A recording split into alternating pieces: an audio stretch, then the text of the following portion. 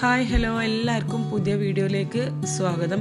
അപ്പോൾ ബേക്കിംഗ് ഒക്കെ ഇഷ്ടമുള്ളവർക്ക് വളരെ എളുപ്പത്തിൽ ചെയ്യാൻ പറ്റിയിട്ടുള്ള നല്ലൊരു സ്പോഞ്ച് കേക്കിൻ്റെ റെസിപ്പി ആയിട്ടാണ് ഇന്ന് വന്നിട്ടുള്ളത്. കൂടുതൽ ഇൻഗ്രീഡിയൻസും കാര്യങ്ങളൊന്നും യൂസ് ചെയ്തിട്ടില്ല.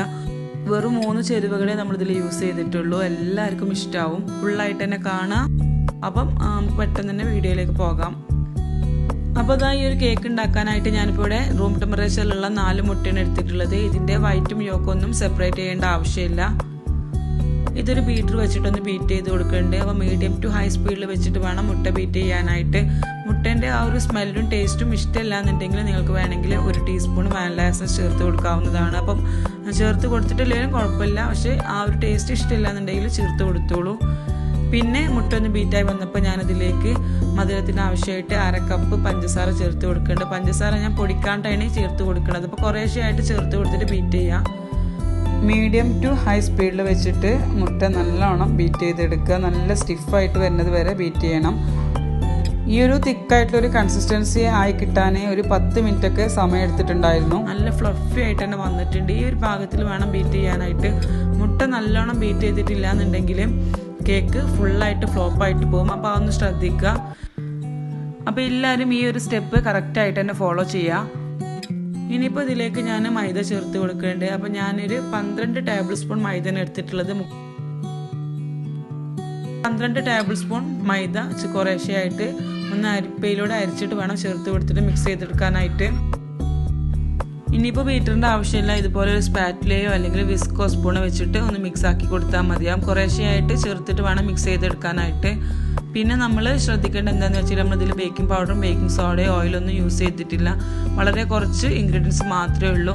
അപ്പോൾ നിങ്ങൾ മുട്ട ബീറ്റ് ചെയ്യണ ആ ഒരു പാകത്തിനനുസരിച്ചിട്ടിരിക്കും നമ്മൾ കേക്കിൻ്റെ ഒരു സ്പോഞ്ചിനെസ്. ഒപ്പം തന്നെ നമ്മൾ എടുത്തിട്ടുള്ള മൈദേൻ്റെ അളവും കാര്യങ്ങളൊക്കെ ഒന്ന് കറക്റ്റായിട്ട് തന്നെ ഫോളോ ചെയ്യുക. പിന്നെ ഞാൻ ഗ്രീസ് ചെയ്തിട്ടുള്ള ഒരു കേക്ക് ടിന്നിലേക്ക് ബാറ്റർ ഒഴിച്ച് കൊടുത്തിട്ട് നന്നായിട്ടൊന്ന് ടാപ്പ് ചെയ്ത് കൊടുക്കുന്നുണ്ട്. എയർ ബബിൾസ് പോയി കിട്ടാൻ വേണ്ടിയിട്ടാണ് നമ്മൾ ടാപ്പ് ചെയ്ത് കൊടുക്കുന്നത്. ഒരു 10 മിനിറ്റ് മുന്നേ തന്നെ ഞാൻ പാത്രം ഒന്ന് പ്രീ ഹീറ്റ് ചെയ്യാൻ വെച്ചിട്ടുണ്ടായിരുന്നു. അതിലേക്ക് ഇത് ഇറക്കി വെച്ചിട്ട് ഒരു മീഡിയം ടു ലോ ഫ്ലെയിമിൽ വെച്ചിട്ട് 40 to 45 മിനിറ്റ് നമുക്കൊന്ന് ബേക്ക് ചെയ്തെടുക്കാം. ഒരു 30 മിനിറ്റ് ഒക്കെ ആകുമ്പോൾ തുറന്ന് നോക്കിയിട്ട് ചെക്ക് ചെയ്ത് നോക്കുക. അങ്ങനെ ഒരു 40 മിനിറ്റ് ഒക്കെ ആയപ്പോൾ നമ്മൾ കേക്ക് ഇവിടെ ബേക്കായി വന്നിട്ടുണ്ട്. ഇനി ജസ്റ്റ് ഒന്ന് റിമൂവ് ചെയ്തിട്ട് നോക്കാം. അങ്ങനെ ഞാൻ ബട്ടർ പേപ്പറൊക്കെ റിമൂവ് ചെയ്ത് നോക്കുമ്പോൾ നല്ല ഹൈറ്റുള്ള ഒരു കേക്ക് തന്നെ ആയിട്ട് നമുക്ക് കിട്ടിയിട്ടുണ്ട്. നല്ല സ്പോഞ്ച് ആയിട്ടുള്ളൊരു കേക്കാണ്. വീഡിയോൻ്റെ തുടക്കത്തിൽ ഞാൻ പറഞ്ഞതുപോലെ തന്നെ നമ്മളിതിൻ്റെ ഒരു പ്രത്യേകത എന്താണെന്ന് വെച്ചാൽ വെറും 3 ചേരുവകൾ വെച്ചിട്ടാണ് നമ്മൾ ഇത്രയും പെർഫെക്റ്റ് ആയിട്ട് നല്ല സ്പോഞ്ച് ആയിട്ടുള്ളൊരു കേക്ക് ഉണ്ടാക്കിയിട്ടുള്ളത്. ബേക്കിംഗ് പൗഡർ ബേക്കിംഗ് സോഡയോ ഓയിലൊന്നും യൂസ് ചെയ്തിട്ടില്ല. അപ്പം ഞാൻ പറഞ്ഞ പോലെ തന്നെ കുറച്ച് കാര്യങ്ങൾ കറക്റ്റായിട്ട് ഫോളോ ചെയ്താൽ മാത്രം മതിയാവും. പിന്നെ ഇതാ ഞാൻ കേക്കിന് വേണ്ടിയിട്ടുള്ള ക്രീം ഇവിടെ റെഡിയാക്കുന്നുണ്ട്.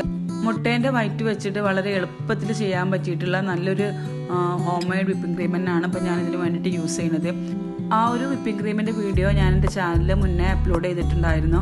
അപ്പം എനിക്ക് നല്ല റെസ്പോണ്ട് കിട്ടിയിട്ടുള്ള ഒരു വീഡിയോ ആണ്. അപ്പം ഞാനൊരു ആ ഒരു വീഡിയോ ചെയ്തതുകൊണ്ട് തന്നെ ഈ ഒരു വീഡിയോയിൽ ആ ഒരു കാര്യം കൂടി ഇൻക്ലൂഡ് ചെയ്തിട്ടില്ല. അപ്പം ആ ഒരു വീഡിയോ കാണാത്തവർക്കായിട്ട് അതിൻ്റെ ലിങ്ക് ഞാനിതിൻ്റെ ഡിസ്ക്രിപ്ഷൻ ബോക്സിൽ കൊടുക്കുക. ഒന്ന് ചെക്ക് ചെയ്ത് നോക്കിയാൽ മാത്രം മതിയാവും.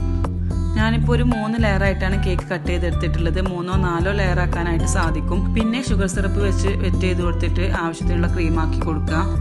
2 എഗ് വൈറ്റ് വെച്ചിട്ടായിരുന്നു ഈ ഒരു കേക്കിന് വേണ്ടിയിട്ടുള്ള ക്രീം റെഡിയാക്കുന്നത്. പക്ഷേ എനിക്ക് സത്യം പറഞ്ഞാൽ ആ ഒരു ക്രീം തികഞ്ഞിട്ടുണ്ടായിരുന്നില്ല. അപ്പം ഞാനുള്ള ക്രീം കൊണ്ട് ഒന്ന് ചെറുതായിട്ടൊന്ന് ഒപ്പിക്കുകയാണ് ചെയ്തിട്ടുള്ളത്. അപ്പം ശരിക്കും നമ്മൾ ഈ ഒരു കേക്കിന് വേണ്ടിയിട്ട് ക്രീം ഉണ്ടാക്കുന്ന സമയത്ത് ഒരു 3 എഗ് വൈറ്റ് വെച്ചൊക്കെ ചെയ്യേണ്ടി വരും. പിന്നെ അതിന് മുകളിലായിട്ട് ഞാൻ കുറച്ച് സ്പ്രിങ്കിൾസ് ഡെക്കറേഷനായിട്ട് യൂസ് ചെയ്യുന്നുണ്ട്.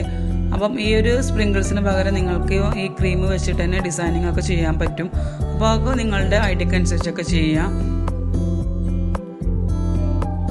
ഇന്നത്തെ ഈ ഒരു വീഡിയോ എല്ലാവർക്കും യൂസ്ഫുൾ ആയെന്ന് വിചാരിക്കുന്നു. അപ്പോൾ വീഡിയോ ഇഷ്ടമായെങ്കിൽ ഇപ്പം തന്നെ ലൈക്ക് ചെയ്യുക, കമൻറ്റ് ചെയ്യുക. അതുപോലെ നിങ്ങളുടെ ഫ്രണ്ട്സും ഫാമിലിയായിട്ടൊക്കെ ഷെയർ ചെയ്ത് കൊടുക്കുക. ഇനിയും സബ്സ്ക്രൈബ് ചെയ്യാതെ വീഡിയോസ് കാണുന്നവരുണ്ടെങ്കിൽ സബ്സ്ക്രൈബ് ചെയ്യുക, സപ്പോർട്ട് ചെയ്യുക. വീണ്ടും നമുക്ക് നല്ലൊരു വീഡിയോ ആയിട്ട് പെട്ടെന്ന് തന്നെ കാണാം. അതുവരേക്കും എല്ലാവരോടും താങ്ക് യു. പിന്നെ നിങ്ങളുടെ ഫീഡ്ബാക്ക്സ് അറിയിക്കാനൊന്നും മറക്കരുത്. Thank you.